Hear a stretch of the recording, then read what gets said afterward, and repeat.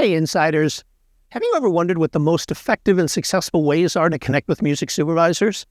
Well, if you have, then you don't want to miss this episode with independent recording artist and music consultant, Cathy Heller.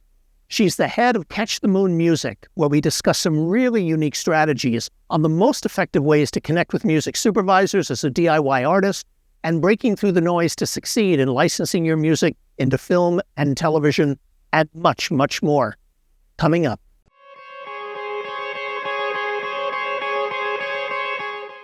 I managed to catch up with Cathy Heller, who is the head of Catch the Moon Music. Cathy, thank you so much for doing this. Thank you so much. I've followed your stuff for a long time, so it's a pleasure to be part of it. Well, thank you. Yeah. You have a very unique story. You are an independent recording artist. Yep. Your job and mission was to get music of yours out into the world, and then something happened. Can you talk about that? Yeah, absolutely. Well, actually, this very conference was pinnacle for me. I started out as a songwriter, did the ASCAP Lester Still Workshop in 2007, started figuring out how to license my own music to film and TV, which was a interesting journey. Your stuff definitely helped pave the way, like all the educational materials as well as the videos and things like that were definitely part of helping me understand how to do it. And I was lucky enough to get my music placed on quite a number of TV shows and advertisements and films and trailers and commercials. And about a year and a half ago, Bill Gallo was generous enough to do a full-page article on me in Billboard magazine. He then asked me to speak at the Billboard Film and TV conference last year about DIY artists and how do you do it and how do you connect and how do you break through the noise. And there's demo boxes right near where we speak where people put in their demos. And 8 years ago when I was at this conference, I was putting my demos in there. Last year, after speaking at the panel, little do I know, but I wind up getting 6 or 7 manila envelopes filled with records that people sent to have me listen to, that Billboard sent to me. And people were saying, can you listen to my music? Could you pitch my music the way you pitch your music? It never had dawned on me that all the time I had spent learning who the music supervision community is and who they are and what they are and how they eat and how they talk and what they want. It never dawned on me that I would then help other artists to get their music heard. And sometimes the universe just hands you an opportunity and says, this is really what you're supposed to be doing. This makes sense. And I was listening to other artists and I'm saying to myself, I believe in some of this stuff. I know people who would like to listen to it. I know that it's very difficult for an artist to find someone who genuinely is going to wake up in the morning and actually proactively pitch their music. And I know how to do that. And I could do this for this person. And incidentally, I have 2 little girls. One is almost 3 and one's a year and a half. And I had my second at the time and I was still writing records and I was keeping up with performing and doing that kind of thing. And I said, this is a kind of a good thing. I could pitch this music and then I would still do my artist thing, but I'd have less pressure to create as much content and I could pitch other people. And I started Catch the Moon.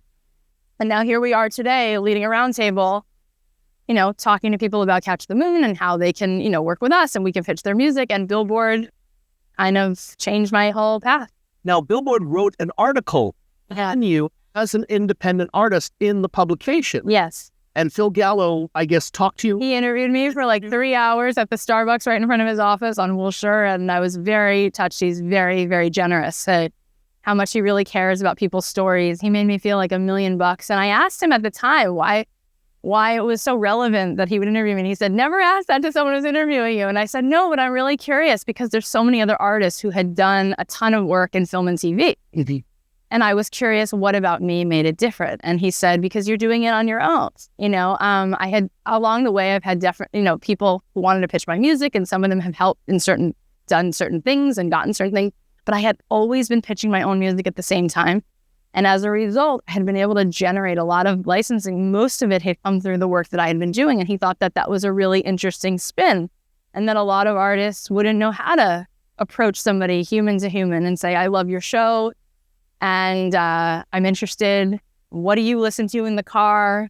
How did you want to become a music supervisor? I just somehow knew how to genuinely create that relationship and make that connection. And it was a dream come true. I mean, what little kid who wants to be an artist doesn't want to have an article in Billboard? So it was. Of course. And in listening to you, what I find so interesting is how you're talking about connecting with the supervisors, but on a personal level. Yeah. My question, what I think our viewers would be really interested in is how did you actually get a hold of the supervisors in the first place to even begin this development of the relationship? Well, people should come to you for that because you have a lot of great content and it's really valuable. And then it's like the question of once you have it, and knowing how to use it. Okay. But thanks to someone like you, they can find a directory and they can figure stuff out, and then they can Google, which one of these soups does which show and things like that, and they can create that.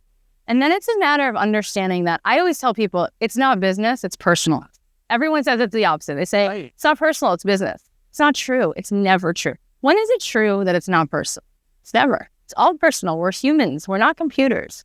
So if you're going to email somebody, it's kind of tough if it's all about you and it's all about what you're trying to sell and it's all about how you want them to listen to you. I mean, they have a list of things they have to do. Then they have a family. Then they have friends. Then they have a life. Then they have their own hardships. Maybe something happened in their week, whatever. And here you are saying, hey, I was in this and I did this. And it's like, it's a lot to ask.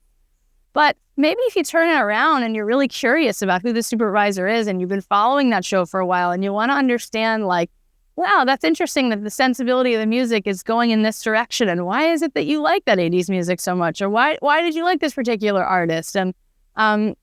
And you ask them these questions because you genuinely want to know. And then you remember, like if they tell you that they went on a trip with their kids, you genuinely care. And then you write back in 2 weeks and you ask them how it went or, to see a photo. You make it about them because that's really what matters. That's really all that matters at the end of the day is like how what's that Maya Angelou quote? She says, no one's going to remember what you did or what you said, but they're going to remember how you made them feel. Mm. And so it matters how you touch people. And for me, that's the funnest part, like talking to supervisors, and I really care about them. They're the nicest to me. That group of, community, the nicest part of the music business. They're not slick. They like music. They're genuinely music lovers. They don't get these points and these huge commissions if their band gets a record deal. They just like the song. They're fighting for the indie artists. They're the reason indie artists can make a living because they don't care how many likes you have on Facebook. They just care that the song is great and the song tells the story. So I genuinely love the music supervisors. I really believe that they, are they are the A&R. They are the radio. They are taking the risk where the labels can't. They don't have the monetarily they can. And so for me, I was always interested in knowing more about the supervisors and approaching it in that way. And to me, I don't know. I guess that was a huge, thing. But what's interesting about what you're saying is that it goes to one of the, I think, base elements that I think is so important for artists wanting to get into this particular field, which is that it's not about your music. It's about serving the needs of the TV show, but you're embracing that on a personal level, which has had enormous success for you. One question, has it been the same in terms of developing the relationships within the commercial area? Because music supervisors don't often work in commercials. That's a whole different world with different values and different budgets and so forth. Talk about that. Well, it's been the same in terms of the people, right? Okay. So when you call Havas Worldwide or you're talking to someone at Saatchi, it's the same thing, right? Do a little research. Find out which campaign they worked on. Saatchi, for instance, has done these really cool things with Toyota, and they've created content and really interesting things. And I've seen things where I wanted to seek out the person who was the producer on that to find out how did creative ideas in the ad world for it to stick. I mean, when they're working on a campaign, they're working on a campaign for 9 months, a year. So if that cake got through and they sold it to the brand, that's a high level of genius. I mean, the amount of money riding on. So when I see something that's gorgeous, the Prius ads are always like stunning. Coca-Cola is incredible. I mean, Coca-Cola ads, they crawl into your soul, Right. I like to teach the world there's certain ads and the Apple ads are the best music videos made, so you research things and then you ask questions about what you loved and what was really visionary and gorgeous and colorful. Nobody cares if you say, hi, my name is Cathy Heller. I had a placement. I was in a Special K commercial. It's so boring. Yeah, right. And it's not impressive. You're talking to people who are working on this stuff all day long. How is any of that impressive, right? And I don't want to talk about me. If I was at a dinner party, I wouldn't walk up to you and say, my name is Cathy. You want to know what placement? I was on Pretty Little Liars. I was on this. I did a promo for it, SNL. And that is the most weird. I would never tell you that. It would probably take me 4 dates until I would tell you because you asked, right? So why would I send you an email and tell you that? Why would I call you and tell you that? Why would I send you records and send you records? It doesn't make sense. So it is the same in the way that I figure out the ad that I, find intriguing. So I have a conversation. And and then it's different in terms of obviously budgets and what music works for what, and they work on, there's fewer content, there's less content, so things don't move as quickly as TV. So it's different in those ways. But in terms of the relationship is the same. It's interesting, there's that key word you just used, relationship, but you seem to have such a incredibly intrinsic understanding of what that word means, and furthermore, how to develop it, which is, to me, crucial. That's absolutely crucial. As I'm sitting here listening to you, I'm thinking, you're absolutely right. And I'm the same way. I mean, I get things all the time like, this is what I've done. Can you pass my music on to? I didn't even know. No, Yeah. Can you refer me up to the president of Atlantic Records? I'm like, yeah, I can't even know you. Why would I? No one would. The way you're talking about it is that you have gotten to know who these people are, not professionally, but personally. Yeah. What matters to them. Yeah. And I actually legitimately care about it. That's the thing. Right. You can't fake that. No, you cannot. I like that. I love that part of it. I like getting to make friends and knowing people and caring about people and sharing on life's struggles and life's victories and having that common humanity. And then the music is just a part of the conversation, but it's really about what a cool way to get to make friends with people because you happen to share music, but you share everything else. Truly, though, I have never heard anyone speak about, what I should say, not speak about, but truly have an intrinsic understanding of what it means to develop a relationship within the music business, professionally, and you seem to have that very, very, very clearly. And I like people. I care about people. I've got a compassion for people. I know what it feels. There's this idea. If you've been in a well, you can help someone out of a well. Mm-hmm. Especially because I'm an artist. Like I feel things deeply. So I understand. Like we're not alone. We're all feeling the same stuff. Everyone's afraid of something. Everyone's scared of something. Everyone's happy about certain things. People want to be heard. They want to be seen. They want to be listened to. They want to be understood. And life is, complicated and gorgeous and precious and difficult. And so I care about people. I really do. Like everybody is a story to me. If I get on a plane, I'm like, great, let me talk to this person next. I can't wait to open it up and find out who they are. Beyond the relationship, because that's to me the best piece of advice you could give. Yeah. Up and coming artists. Yeah. And you'll be doing something good in the meantime. Right. So that's nice. Exactly. It's not all about a sale. No, exactly. And that's my point. You could be the voice of light in that person's day. Oh, somebody came across the screen and noticed my work, wants to know how I came up with that certain angle for that commercial. And that's so cool because I feel like just a cog in a wheel. Right.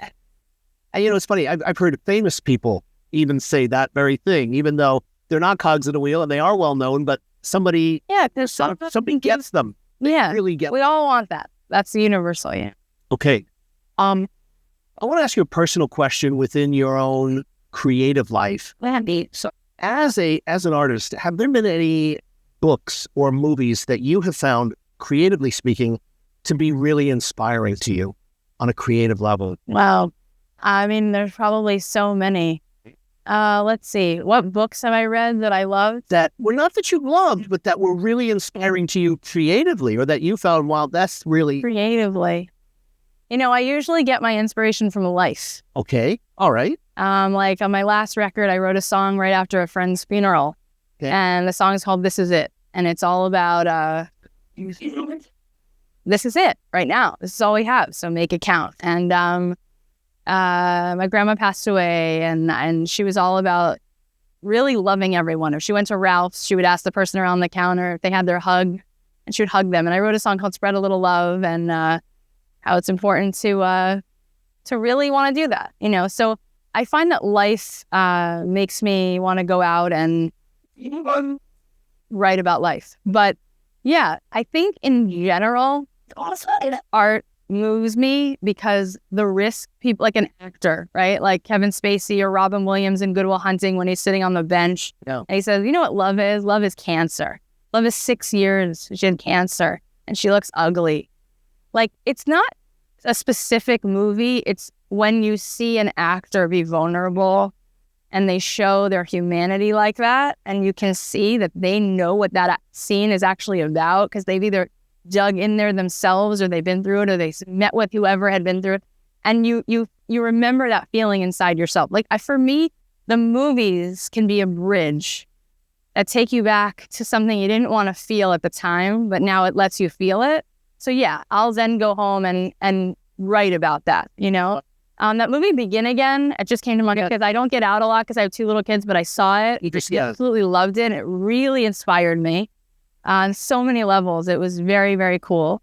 And, you know, in general, I mean, for me, this was the thing that inspired since I was little. I remember it being 10 and asking my parents if I could wait to watch the credits to see who wrote what. I remember going to see A League of Their Own when I was 12 years old and waiting to see. I said to my mom, I knew Carole King. I knew that was that song, and it hadn't even come out yet. It was a song called Now and Forever by Carole King.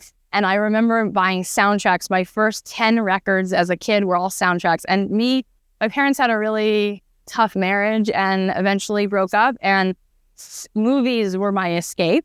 And the music for movies I would replay so I could go back in the movie. And so I never really had records of, like, I didn't have Madonna's, you know, record. I had the soundtrack, you know, from Desperately Seeking Suits. That's how I had Madonna's record. Right. So the Mannequin, like I didn't have Jefferson Starship. I had the Mannequin soundtrack. And I wanted to be with Andrew McCarthy. You know, I wanted to go in the movie. And so it's weird. I mean, obviously it's not weird, but I ended up in this field, this specific part of music where I pitch music and place music in film and TV. And that was the music that, you know, we all go to the movies because it's not the popcorn. It's that you sit down with that popcorn and you go somewhere.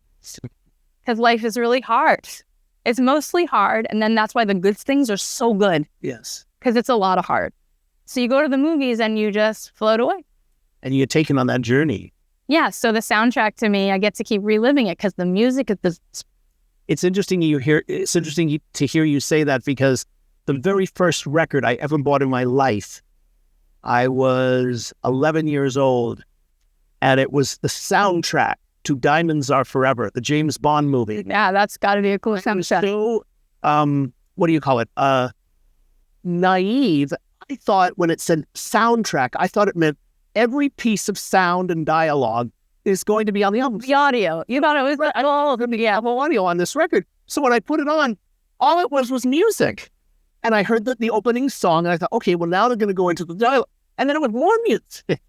But it was just the idea that it was the film experience. Yeah, you get to go back. And that was my entire record collection as a kid. All soundtrack. I remember the Wayne's World soundtrack. Right. Phenomenal. I was telling my parents, you know, I'm like, there's this song called Bohemian Rhapsody. And it's so cool. And my parents were like, that's been out for like 30 years. I'm like, no, it's on this movie soundtrack. So, that's how music and really came into my life, was through film and TV. I actually have this little game I play with my friends. I can sing every single TV show theme song pretty much from the time I existed till now. I guess it's great. In a way, it was great. But I mean, that was the way I escaped, anything that was hard. And not a bad way to escape movies and TV. What's interesting about your choice is that love that you had as a kid has transpired into not only supporting your own art, but into supporting other people's art within this world. Yes, and that'd be so exciting. You are the one, you're the catalyst to put those songs up on the screen into the new movies. And I love the pitching part. Now that I run this company, and now that we get other, we just did a Supercuts ad for an artist of ours. We got an artist of ours on a show called Resurrection last week. We had an artist on a new show on Fox, a trailer. I love that. I love helping other artists. I love just putting on my earphones all day long and listening to music and going, oh, this is so cool. And then I know who to send this to. And being able to clear things quickly, because I know how hard lives are for supervisors. So everything we do is one stop, and we don't have, Right. So, Yeah, right now I'm at a place where I did the artist thing and I want to keep doing it. But I've written, in the last 3 years, I did like 63 songs or something. And I felt like it was a good pause. And now I'm really, really just loving pitching other artists, helping other artists to get heard. It's fantastic. Yeah. That's really fantastic. Thank you for continuing to be on this side of it and educating artists. I mean, you're a writer and you're a kid who, different than actors, there's a lot of talented actors. And there's some actors who like just want to be famous. But if you're a songwriter, Really? you have something to say, right? So you're that kid who was in your room and you were trying to express yourself. And like, here you are now with your something to say, which is a very vulnerable part of you. And you're trying to get it heard and you don't know how.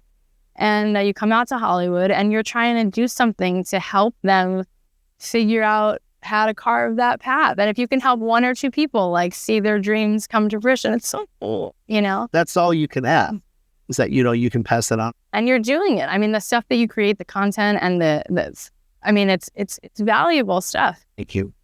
Wow. What an incredibly insightful interview with Cathy. A lot of great and innovative ways for anyone looking to place your music into film and television. So, insiders, question of the day. What are the most revelatory aspects of our discussion with Cathy? Was it the really effective strategy she suggested to connect with music supervisors? Or was it breaking through the noise to succeed in placing your music into film or television? Or maybe it was something else that connected with you.